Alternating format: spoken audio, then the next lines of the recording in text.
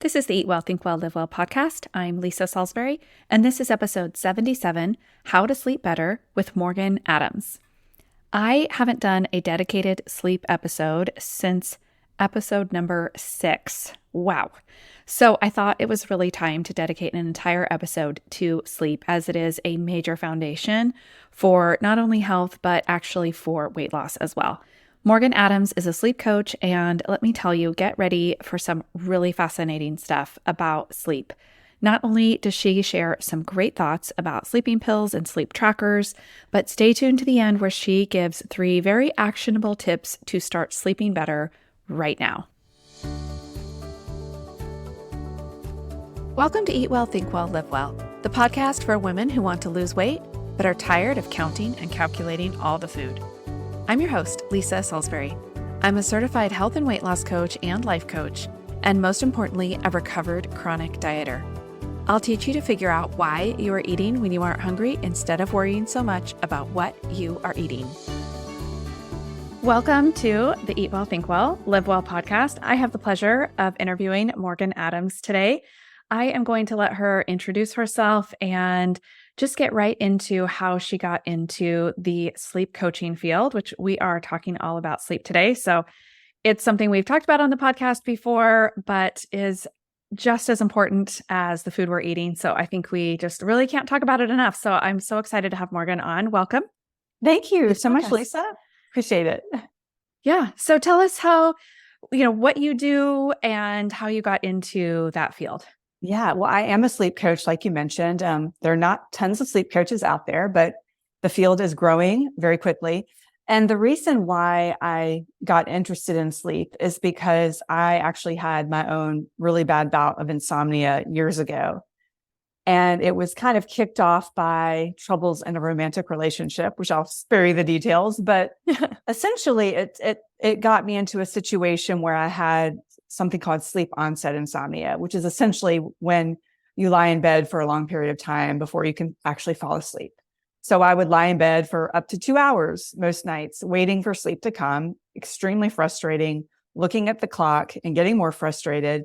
So I got to the point where I thought, I can't take this anymore. So I went to my doctor and I was prescribed Ambien, which I took because why not? Doctor prescribed it. I thought this is all I know. So, okay, if there was a pill, I'm going to take it. So I took the pills and it did end up getting me to sleep more quickly for sure.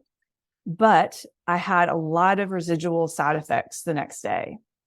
And I came to find out, after researching sleeping pills just, a few years ago, that 80% of people who are taking sleeping pills have some kind of grogginess or residual side effect the next morning. So it manifested for me as just lots of brain fog. I had the kind of job where I was forced to write very quickly as a PR kind of communications person, press release. And I remember there were several times where I was just paralyzed at my desk. I couldn't type, I couldn't think. And it kind of got me into trouble at work a few times because I wasn't quick enough to produce the content.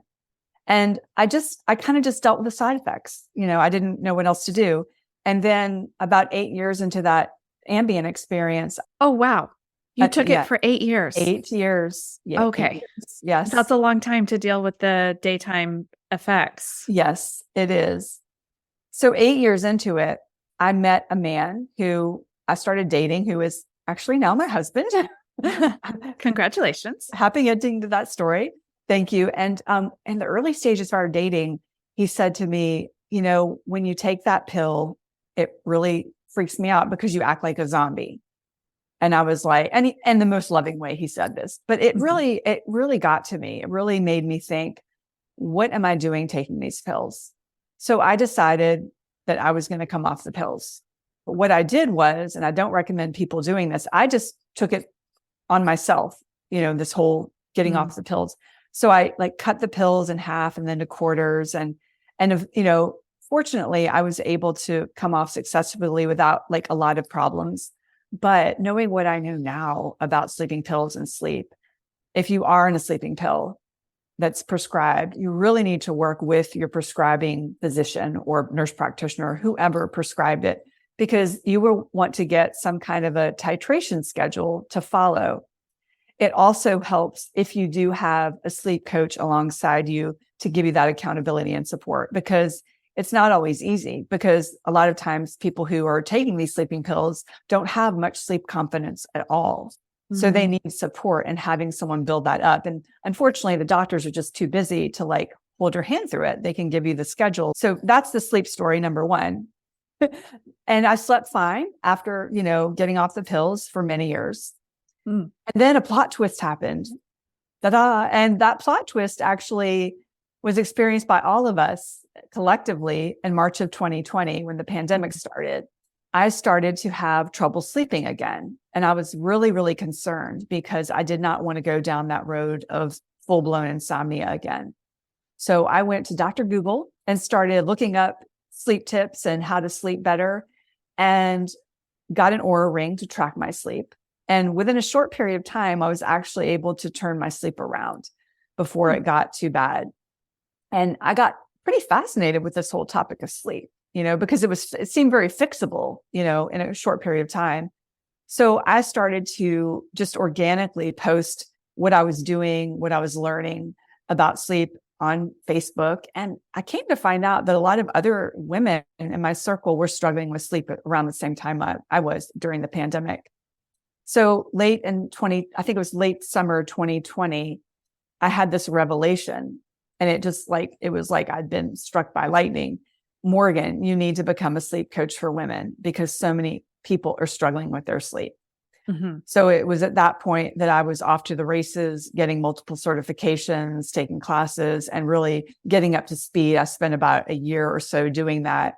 And then I launched my sleep coaching practice a little over 2 years ago. So that is kind of how I got into this, kind of a roundabout story. But I feel like in this field of health coaching, a lot of people who are practitioners have had the same issue they're helping others with. It's sort of that pain into purpose. And that was me 100%. Yeah. Yeah. And Morgan and I went to the same health coaching certification program at Institute for Integrative Nutrition, which is great, by the way. It is a great foundation for health coaches. But then she was telling me before, she did additional coursework specifically in this area to really hone in on the sleep issues that women are having.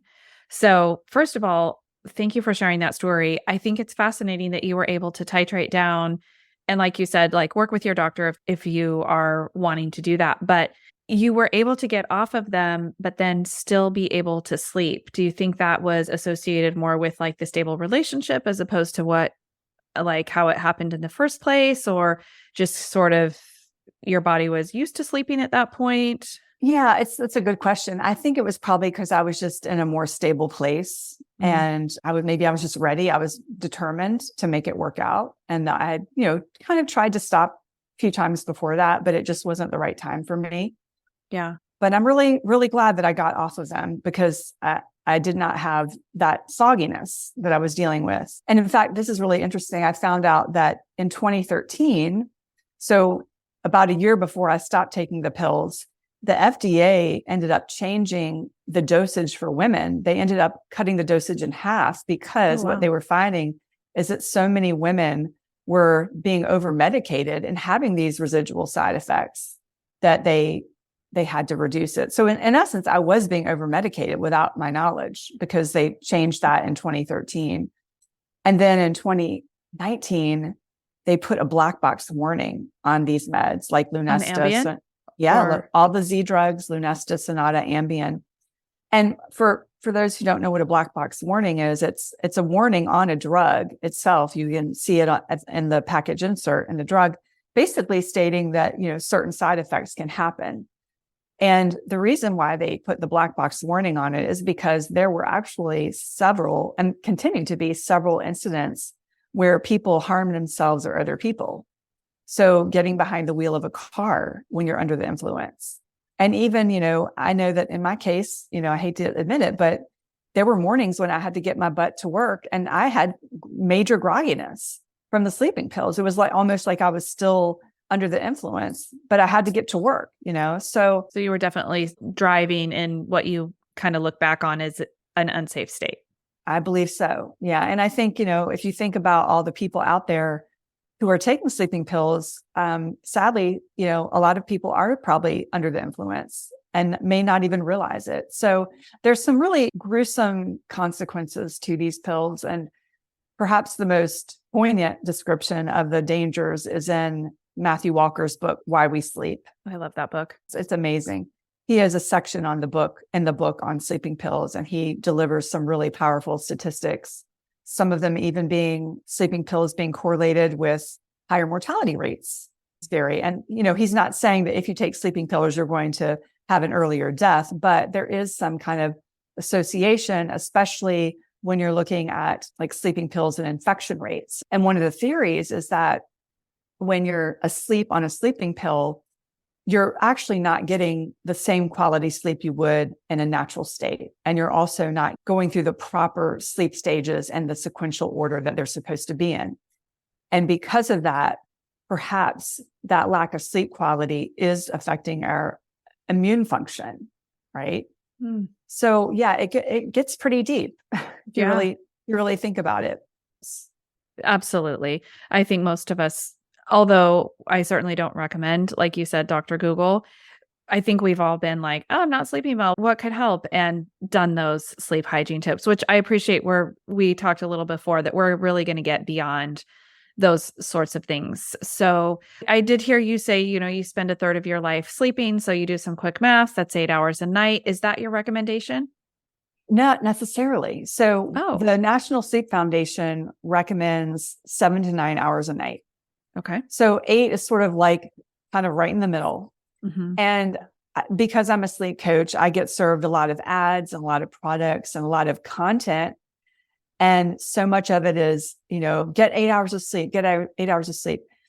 The reality is that if you look, I'm going to use this analogy because your listeners, are interested in food and nutrition. So not everyone has the same calorie need. Depends on, many factors, how active you are, your age. I mean, so many things go into this. So it's kind of the same with sleep. Not everyone is going to need that 8 hours. Most of us are probably going to need 7 to 8, most of us, but you really kind of need to figure out kind of what your own sleep need is by listening to your body. When you look at the National Sleep Foundation, the full recommendations for sleep for adults and all different age groups, you will actually see that they say 6 to 10 hours may be appropriate. So that's quite a variance. That's quite a range. It's quite a range. And, there are very, very few people who can get by with 6 hours of sleep. In fact, they probably have some kind of genetic variance that allows them to be in that category. Or they're just using a lot of caffeine. Yeah. I think people that say, oh, I only need 6 hours are either like lying to themselves.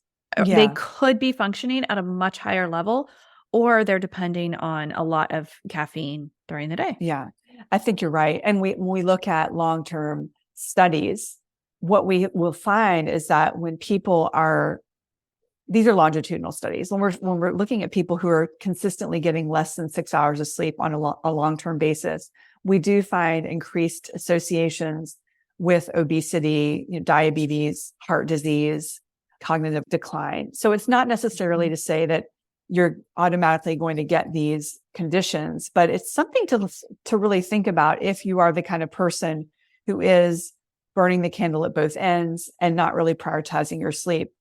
The people that I really worry about, though, are people who have insomnia and see these headlines about these terrible things may happen to you, because and I'm mostly working with people who have insomnia. They are trying to get that sleep. So when they see these messages in the media about XYZ is going to happen if you don't get 6 hours, they become even more anxious about their sleep. And when I'm working with them, I have to really reassure them about, just because you have insomnia doesn't mean you're going to die of this, or this.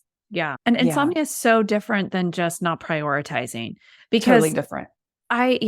With my clients, I feel like we talk about sleep a lot because, like you said, it is so important to a lot of our food choices and to preventing obesity and other health issues that could come down the road. And so a lot of times it's just a matter of choosing to turn the TV off, choosing to put the book down, a lot of my mom clients are like, it's my only time. It's when I do my projects and that sort of thing. And so it becomes a matter of choosing to prioritize sleep.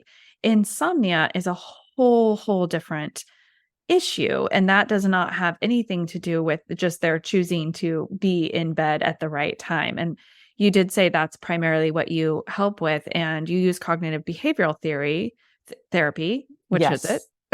Therapy. It's called CBTI, cognitive behavioral therapy for insomnia. Okay. Yeah. Yeah. So tell us about that. Yeah. So it sounds very clinical and very, therapy-like, but in actuality, it's not as therapeutic in that realm as one might think. In fact, there's a very well-known sleep doctor who I heard lecture, and he said, CBTI is more like potty training and less like therapy. And I thought, oh, you really nailed it. So when you're looking at CBTI, you're looking at the C part being the cognitive part. That's really related to changing some negative maladaptive thoughts about sleep and attitudes about sleep. So we're working to make those corrections over time. So an example might be the person who is like, I have to get 8 hours of sleep, or I'm going to suffer from this. It's actually reframing that into something more positive. The B part, the behavioral part, is actually sort of the crux of the whole CBTI protocol. And that's actually changing some key behaviors around sleep. And you're essentially just training your brain to get better sleep.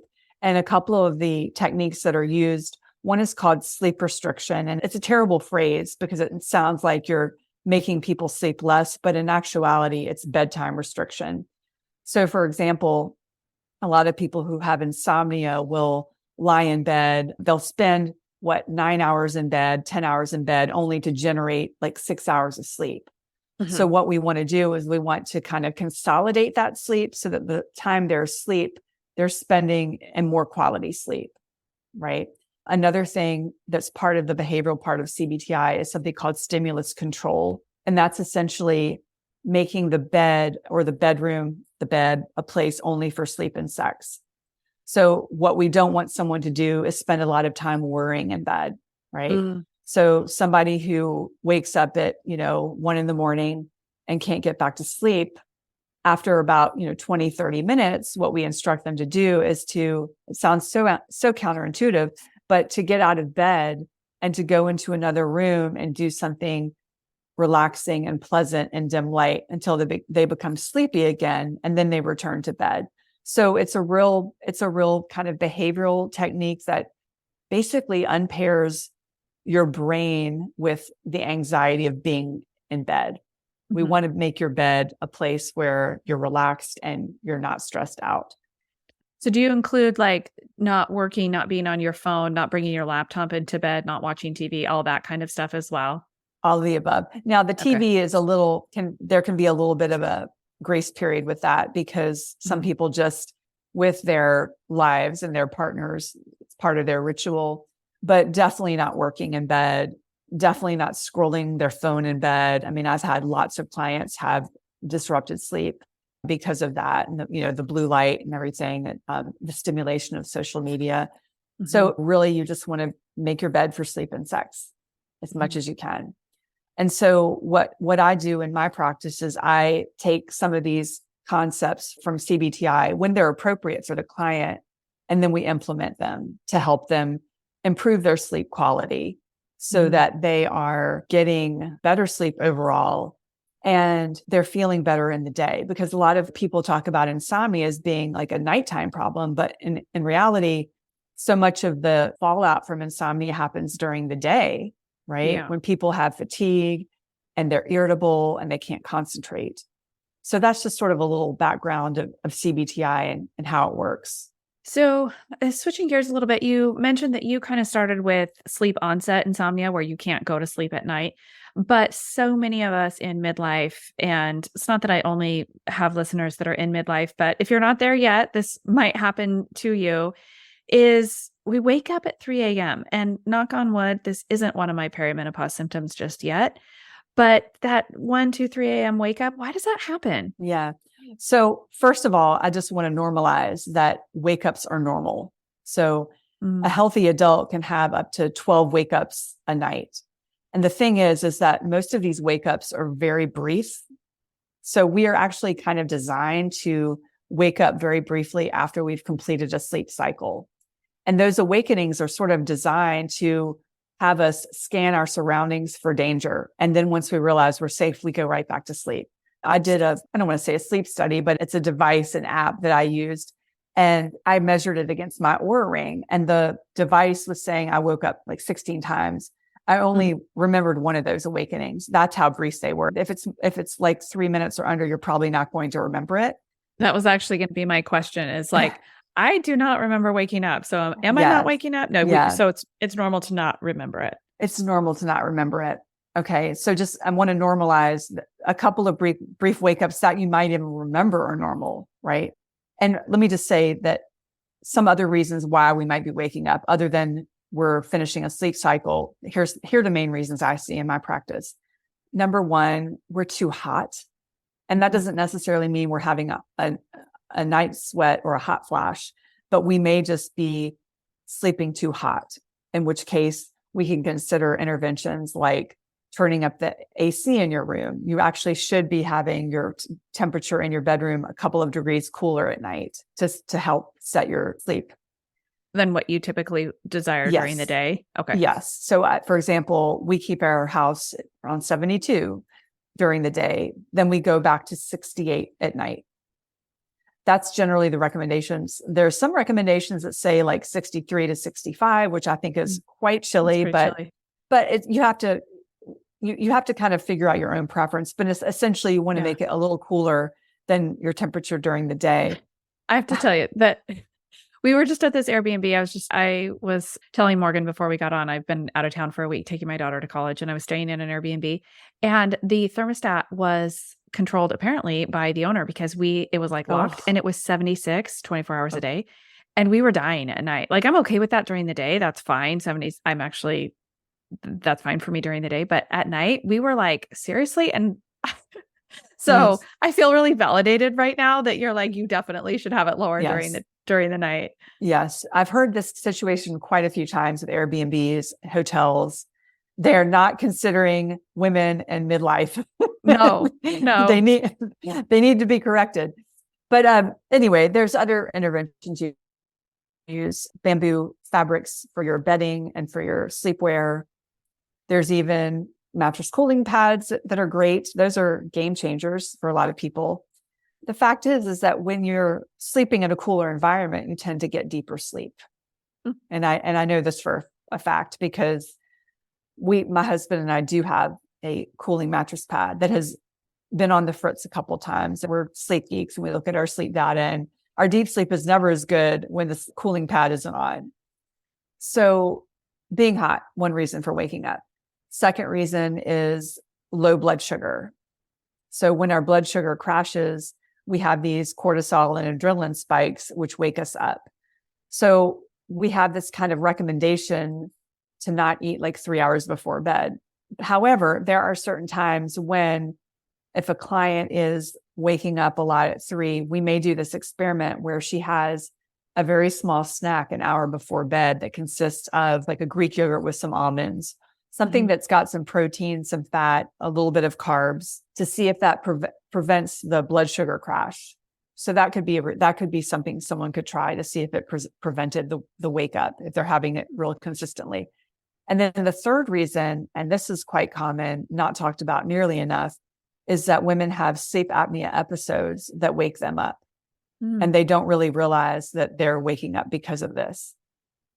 I'm getting off on a little tangent, but I feel like it's really important that women in midlife especially realize that the rates of sleep apnea increase quite a bit as we get into our menopausal years because the lack of our female hormones, that decrease actually affects our airways, that our female hormones protect our airways. And when we don't have those hormones, our airways may reflect that.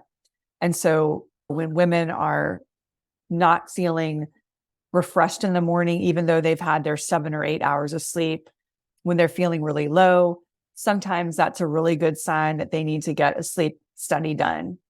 And I know people are very scared of that, but you can even do consumer grade sleep studies that you can just order on your own from home and test your breathing at home, which is pretty great. You don't have to go to a sleep lab and do it. Yeah. This might not be in your area of expertise, but when you're talking about that hormones, I have had a couple of guests on talking about bioidentical hormone replacement therapy. Do you see that helping with sleep? Interesting question. Yeah, I do actually hear of it helping with sleep. Okay. Mm. I personally have started taking bioidentical hormones for my own sleep because Mhm. I'm 53, going through perimenopause. I have started having more early morning wake ups, like 4 o'clock. And I approached my doctor. And of course, being a sleep coach, I know all of the things to do and I don't have anxiety about sleep. So I look at HRT as sort of the last resort once you've tried all of the other interventions. In my case, the HRT didn't really affect my Mm. sleep. Now, with other women, it does. So in my experience, it seems to be like a 50-50 shot, which Yeah. isn't really that promising. But I mean, there are There's just other so reasons. many other reasons to take Yeah, HRT. So I just was sure, curious if you'd seen that in your clientele, sure. if anyone has been taking it, or I mean, Yeah. it's just so fascinating how many things the hormones are protective of. Like, we know like vaginal walls and bone density and all of Uh-huh. that stuff. And now you're like, oh, the airways. I'm like, yet another thing. I just feel like the reasons for taking them are just racking up like Yeah. crazy lately for Yes. me. And now that you mention it, the HRT, I do have several clients who who already have been on HRT and they come to me because that's not working. And so Mm. we do the CBTI protocol because they have actually shown in clinical studies that CBTI can help women who are having menopausal insomnia. It's Mhm. the CBTI isn't actually fixing the physical symptoms, but it's helping our subjective reality the next day or during the night of how we're interpreting and dealing with those on a Yeah. psychological basis. Yeah. It is so stressful not to sleep. And knock on wood, honestly, I am a great sleeper. And if you're a long, long time listener, I interviewed Janet Whalen, who's a sleep coach, over a year ago. And I told her, like, I'm a good sleeper. And she's like, you just keep telling yourself that and can keep speaking it out loud because there is so much benefit to having positive thoughts about, anything, but sleep included. This last year, I have just been really, really trying to just keep saying, I'm a good sleeper despite the early morning wake ups and, just randomly here I am awake at 5:30 in the morning, ready for the day, but not really.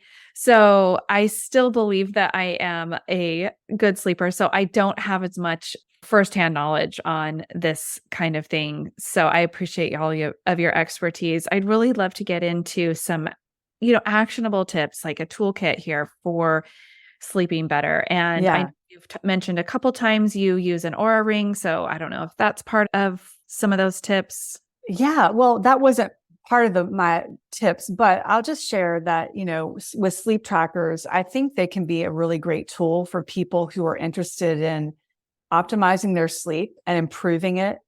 My worry is it will increase anxiety about it, that I'll start Yeah. tracking it and then be like, oh no, I'm not as good of a sleeper as I thought I was. Yeah. So I've shied away. Yeah, you're bringing up a really good point, and that's the flip side of the whole sleep tracker conversation is that you have to know yourself, and so it sounds like you've got a pretty good, self-awareness there. So congratulations. But if you if you are on that anxious side and you're afraid that that might happen, that's probably isn't a good move for you. But if you feel like you're not going to be emotional about the data and you can actually, I'll use myself for an example. It's been helpful for me, especially with alcohol use. Okay. So when I see that my scores are worse with alcohol, it actually gives me that impetus to decrease. So Mm. if you're the kind of person who can look at the data and then you're able to make behavioral changes based on the data that you see, then it's a great tool and you're not getting emotionally invested in it, right?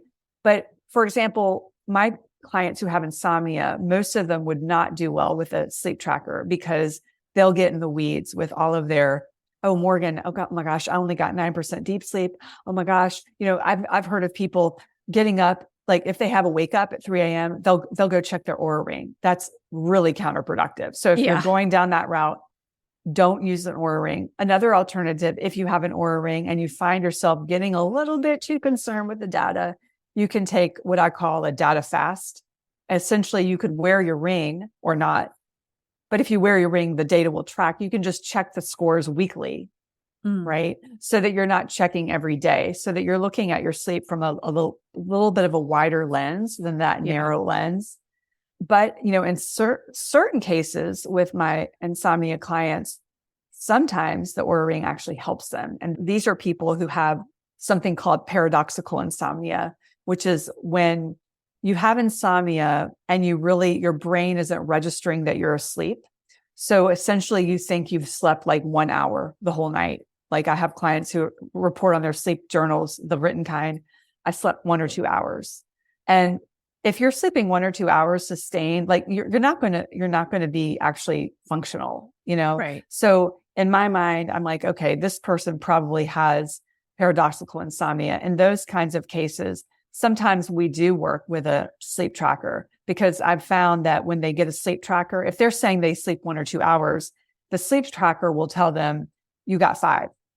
And they're like, oh my God, I got 5 hours, which doesn't sound like a lot to us. But for someone it's a who lot thinks more than 1 or 2. Yeah, exactly. That feels a lot better. So they're like, that's actually a use case where the sleep tracker is helpful, because they're like, oh my gosh, I'm sleeping more than I think I am. So it's a really, really individual decision. You really have to kind of know yourself and how you're going to react to the data when you see it. Yeah. Yeah. It sounds like that the Oura ring is sort of the gold standard. Is this the only sleep tracker you recommend? I mean, I have an Apple Watch, but I don't really love wearing it at night, but I know it will do some tracking. So I think if you look at the sleep community, sleep coaches, sleep doctors, you will find most of them saying that the Oura, as of this moment, is the gold standard, because it seems to have the most accurate data.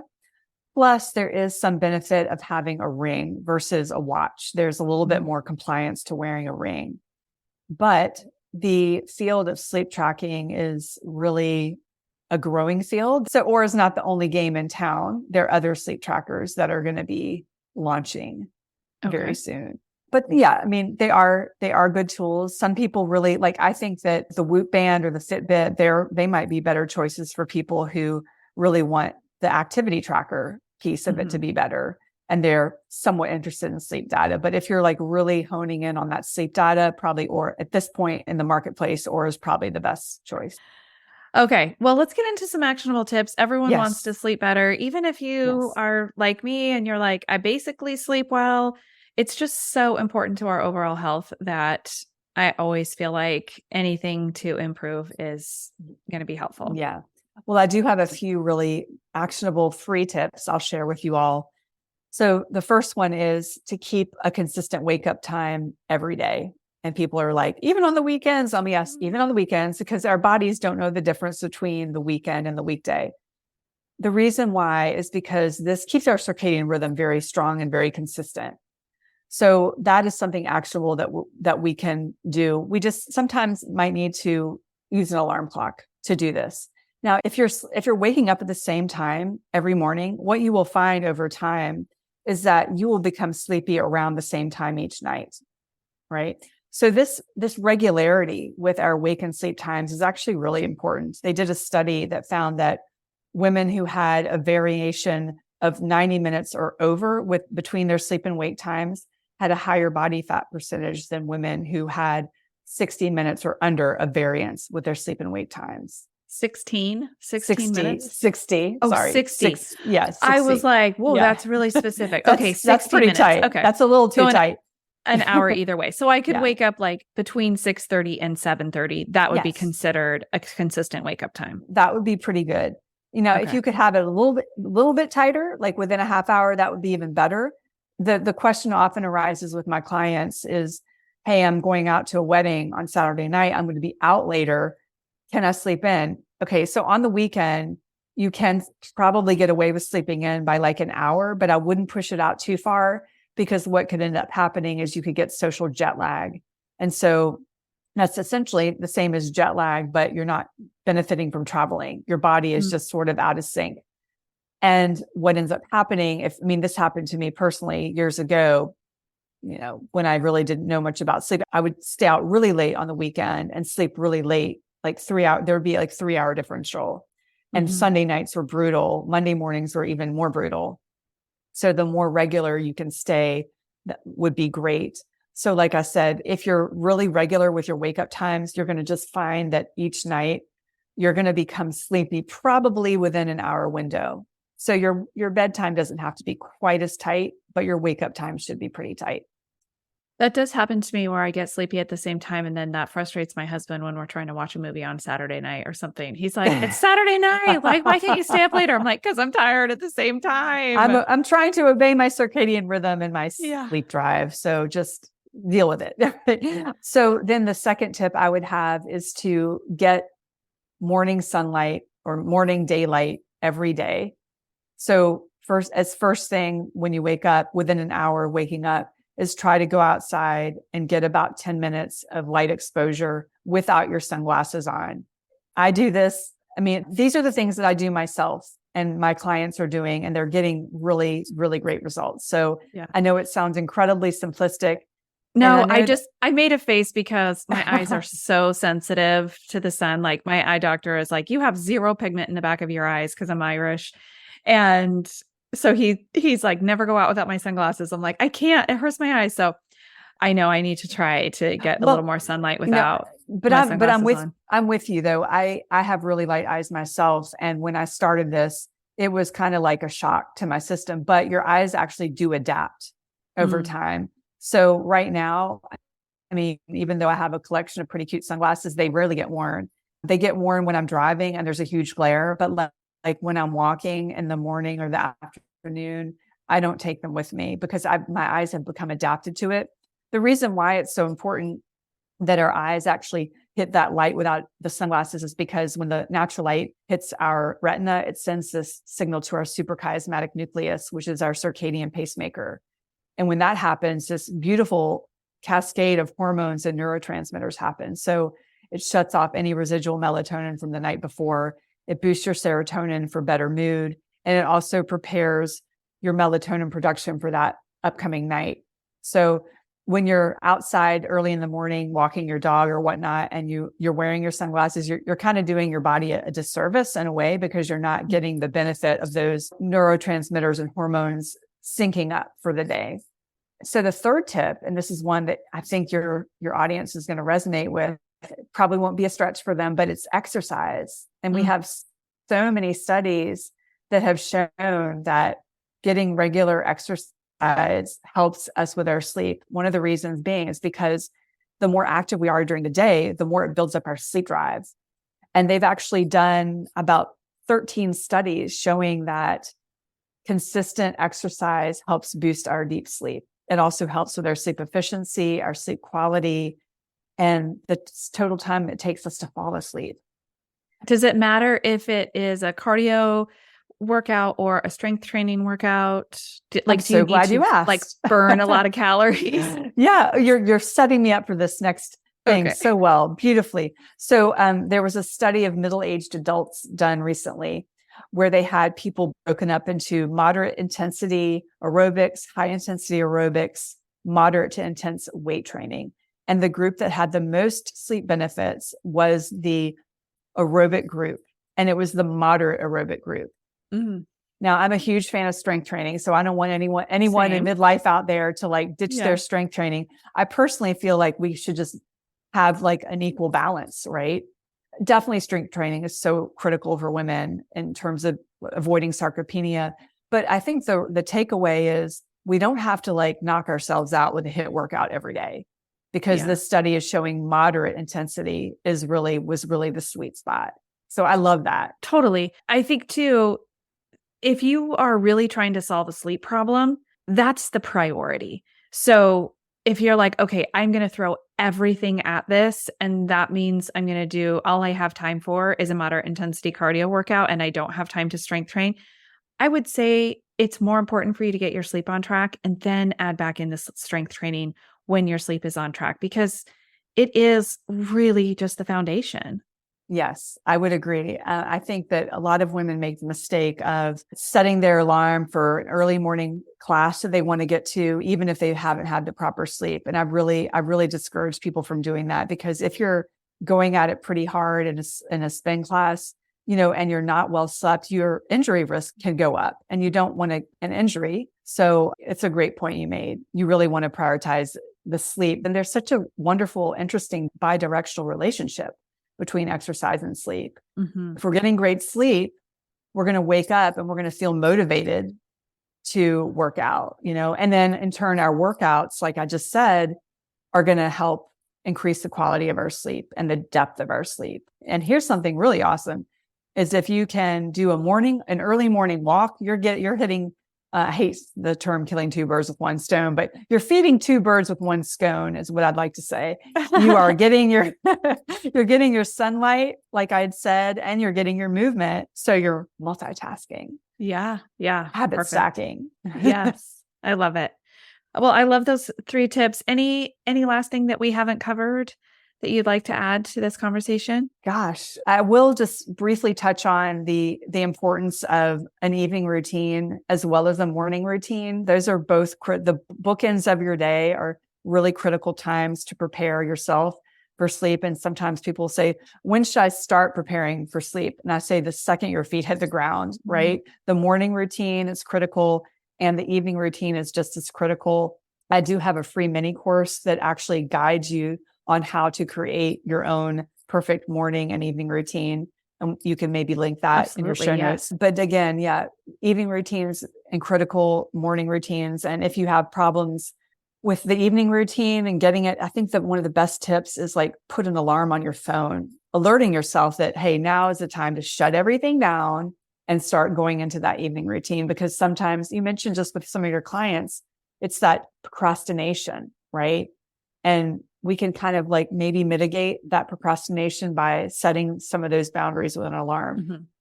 I actually love the bedtime feature on my Apple phone because I have that set. And so it's kind of a darker screen past a certain time. And it tells me like, it's time to get ready for bed. And I know people think that it's dumb and like, that doesn't help me, but it does. It's just like, oh yeah, okay, that's what time it is.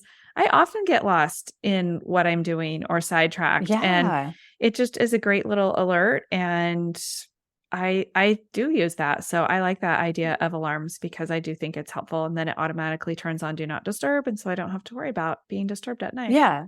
It's all automated. Yeah. Love it. Yeah. Okay. Well, in addition to your free mini course, which I think a lot of people are going to be interested in, tell us how people can find you online and work with you if they'd like to. Yeah. My website is morganadamswellness.com. On it, you can schedule a free sleep clarity call where if you're having trouble with sleep, I can help maybe troubleshoot, get to the root cause, maybe leave you with a couple of tips and, get you started on better sleep. So you can schedule that on my website. And I'm really active on Instagram as well. My handle is morganadams.wellness. I do a lot of stories and reels and stuff like that. So love to chat with anyone about sleep. Perfect. We'll put all of those links in the show notes. Thanks again, Morgan, for being here. I really appreciate it. Thank you, Lisa. If this episode has helped you in any way, all I ask is for you to share it. Share it with one friend or share it on your social media, tag me, and I'll give you a shout out as well. I have been getting a lot of comments lately about how beneficial the free content is that I have been putting out in the world, and sharing it can really help someone else. You can also leave a 5-star rating on Apple and Spotify and review the show on Apple Podcasts. That also really makes it easier for other people to find it because Apple loves that, and then they push it out to more people. So your review actually helps other women. Have a great week, and as always, thanks for listening to the Eat Well, Think Well, Live Well podcast.